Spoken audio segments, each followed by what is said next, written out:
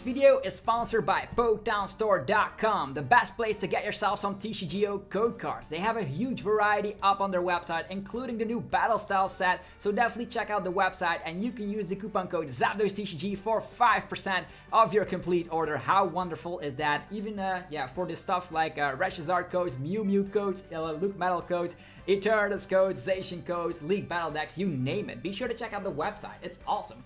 Also, check out cardmarket.com. This is a European platform that I personally use every single day. You can buy and sell cards to people all across Europe, which is actually very wonderful. And you can just go on the website by clicking that link, the affiliated link in the description. You're gonna be helping me out a ton. Anyhow, without further ado, let's just get this video started. I'm already hyped up. Hopefully you guys are hyped as well. Peace!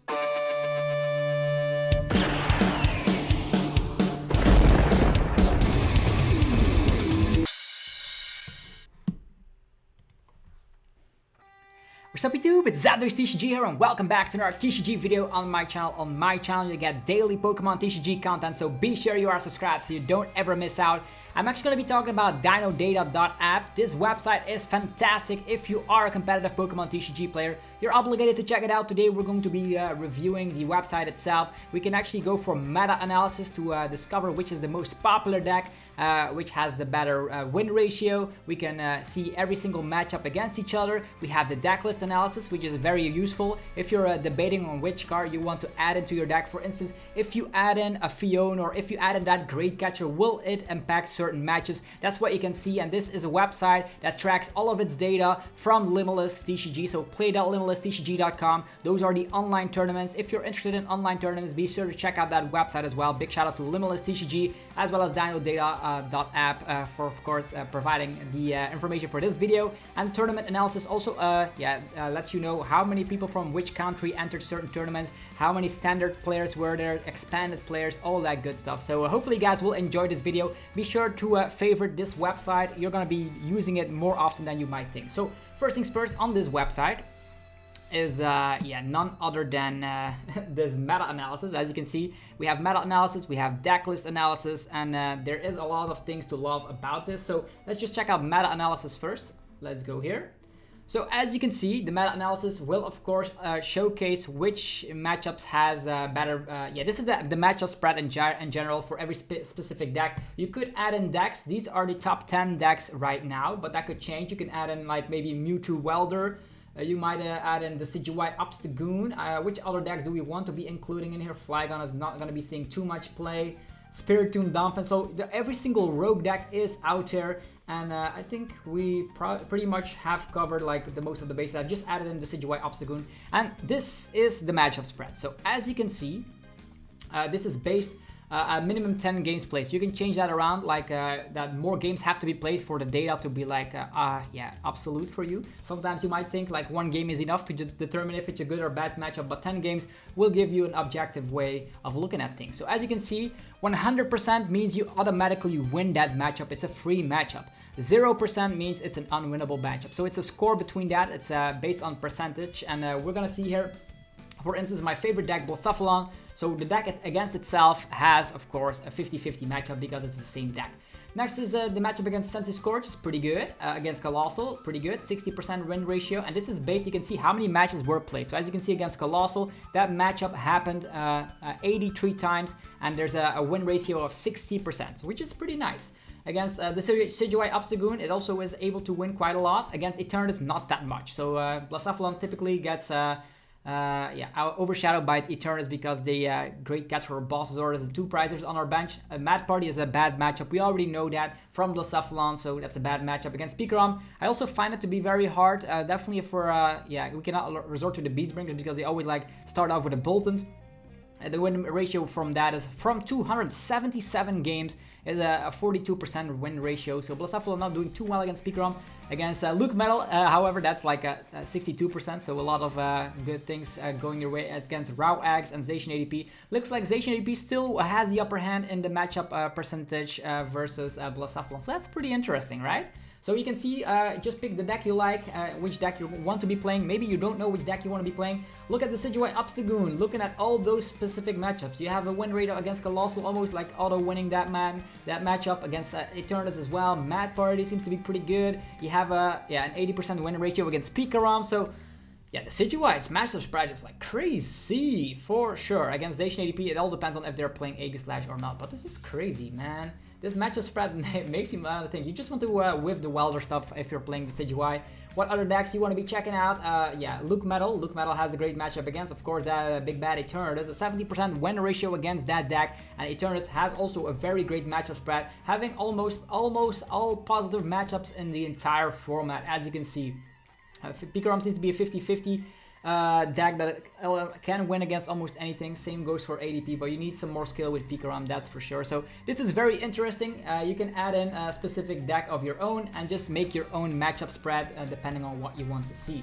You also have a breakdown on which deck is the most popular of them all, and that is based on top 16 throughout the history of the played Limitless TCG. I think it's almost like you can filter here the last couple of weeks. As you can see, you can have, of course, a date range, so you have a bigger spectrum on how things went. This is actually from 3 weeks or 4 weeks time, or just since it started. I don't know. You can actually also exclude certain matches that banned ADP, so that's also having an impact on the results here. So interesting for sure, that meta-analysis. Next, we're going to be talking about Decklist, and this is my personal favorite, by the way. You already know specific matchups on how they go. This makes you just think about the format a little bit more in depth, but the Decklist analysis is something I love more, and I'm going to be showcasing why I love this card so much. So as you can see, here, let's say Blacephalon, they already picked my favorite deck because it's in alphabetical order, but that is very great for me because I'm picking Blacephalon as this example anyhow. You can see which cards are being played, how much percent of all the deck lists combined of Blacephalon. So as you can see, Blacephalon is in all the Blacephalon decks, of course. Quick Ball seems to be in every Blacephalon deck, Jirachi, Oricorio as well, Switches, Giant Heart Welder. So all the crucial stuff is in here. You might think about certain tech cards like Giratina, Heatran, Oranguru. Those seem to be in certain decks here every now and then. So that's pretty interesting. The good thing I love about this is the tech card. This is how I love to see it. So imagine we just go here and we type in Great Catcher, for instance. If people are playing Great Catcher in their Blacephalon list, you can see how the matchup spread changes. Typically, you can also see the most Blacephalon lists do not run Great Catcher. In this example, if we play Great Catcher, our matchup against Mad Party becomes way better. So if you're having trouble against Mad Party, you can add in specific tech cards and see if it actually has worked out in the past based on a lot of tournament results. So that's very, very interesting. Also, your Luke Metal matchup becomes even more ridiculous. That's crazy. Yeah, that's interesting for sure. So what else can you check? For instance, if you add in Eldegoss, I don't know if you think Eldegoss is better than Mewtwo. If you add in Eldegoss, there's not a lot of data, but it indicates that it's not that good. So Mewtwo seems to be the preferred way of getting back your Welders. Heatran GX. If we include Heatran GX, what does that change? Not only if people are playing Heatran in here, as you can see, if you play Heatran, your Eternus matchup becomes like very, very good. So if you're in trouble like always losing against that Eternus, you might think about adding in Heatran GX. So as you can see, your matchup against Eternus becomes way better. Sometimes you can just overrun the opponent with like a crazy Hot Burn GX. You know how that goes. Other examples. Let's see here. Okay, this is actually taking the top 10 best decks, by the way, so the DeciGoons DeciGoons is not in there. Galarian Zigzagoon, also a lot of people are playing one copy off. If you play 0 copies, what does that mean for your matchup spread? This is so much important information. If you add in Fion, if you add in Beastbringers, if you add in a second copy of the Dene, let's just go with that. That's also something I was debating. If you add in Talonflame, there's so many data you can look at to determine which cards are good for specific matchups. Or for instance, against Pikarom, you have a very terrible time because they like reset stamp, they Marnie, you have a brick hand, you already used your Dedenne and your Crobat and your Oricorios on the field and they just knocked it out. You don't have another way to draw cards if they like reset stamp in the late game. If you play 2 copies of Dedenne, however, in your Blacephalon list, your win ratio comes to a 50-50 almost, which is very, very good. So you can increase specific matchups. If you want to increase your Eternus matchup, add in that Heatran, maybe test it out. Adding against Mad Party, it also seems to be working out pretty well if your consistency is what you're going for 2 copies of the Danny, so you can have your Welder earlier against Pikarom. It is very good, but this isn't very nice data. For instance, we can still look at like a Zacian ADP list and see what can we add. Let's say we add in Great Catcher and a Zacian ADP. Does that help out? Specific people are playing 0 copies, some people even play 2 copies. If you play 0 copies, what does that affect the matchup spread?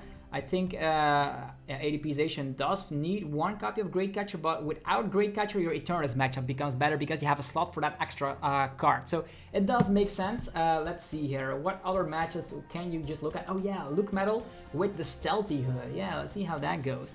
Stealthy Hood. I think your matchup against Centiskor's becomes like ridiculously better, although it's still a very unfavorable matchup as you can see. So people could be playing Stealthy Hood to protect themselves from the Giratina Dimension Breach. But as you can see, it is still a very terrible matchup overall.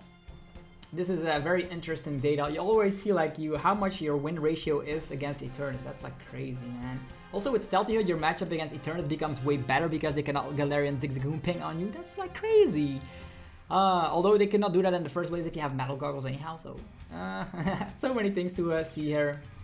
So yeah, check it out for yourself. Add in that tech card you desired in your list. I'm gonna do one more because I do find this this website very interesting. So let's see here. Eternus with, what do we want to add into Eternus? Yeah, maybe a Sable IV. Does that impact? Is this impactful at all? So against Luke Metal, you always you lose anyhow. So it doesn't even matter if you add in that Sable IV. Sable IV does significantly like boost your Zacian ADP matchup, which I found very strange. Let's pick another card for the Eternus. What can you put in Eternus? That is crazy. Crushing Hammers. Does that help? If you're playing Crushing Hammers and Eternus, what changes? So either you put in 0 or you put in like 4. That seems to be like the trend people are going for. So if you are playing Eternus and you are playing Crushing Hammers, your Zacian ADP matchup becomes almost an auto win.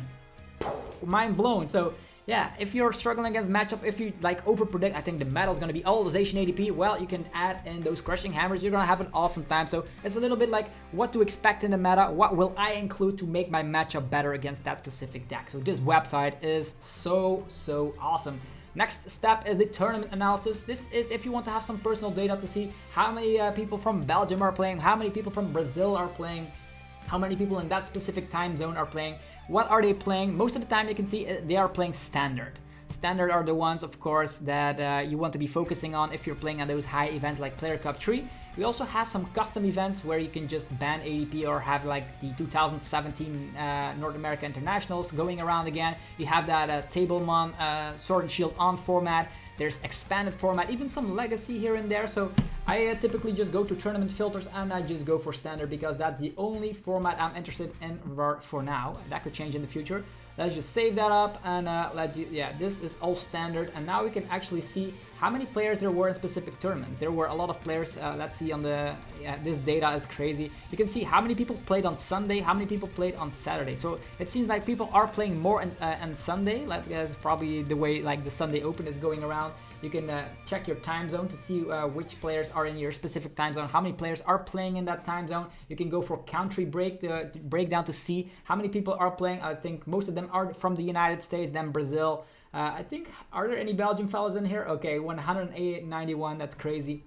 So you can see the entire world and see how many people are playing in your region. If you want to be playing against specific people from all over the world, you can see how many drops per round. So that's gonna be insane to see so much data from dinodata.app. So definitely check out this website. I thought it was interesting enough to make a video about. Big shout out to Limitless TCG. Big shout out to my crazy sponsors, PokedownStore.com, the best place to get yourself some TCGO code cards. You can get yourself the Battle Styles codes just to scan them as soon as the set drops. You can go for like Eternus codes, Luke Metal codes, Mew Mew codes, League Battle Deck codes, Trainer Toolkit codes, whatever you might need, and you can use the coupon code ZapdosTCG for 5% of your next order. Definitely do so. You're going to be helping me out a ton as always. And go check out cardmarket.com by clicking that link in the description. It's the affiliated link you should click on. That also is helping me out, and that is a European side. You can buy and sell cards to people all across Europe, and it's just for European players. So anyhow, hopefully you guys thought this video was useful. If you did find it useful, be sure to let me know by destroying that like button.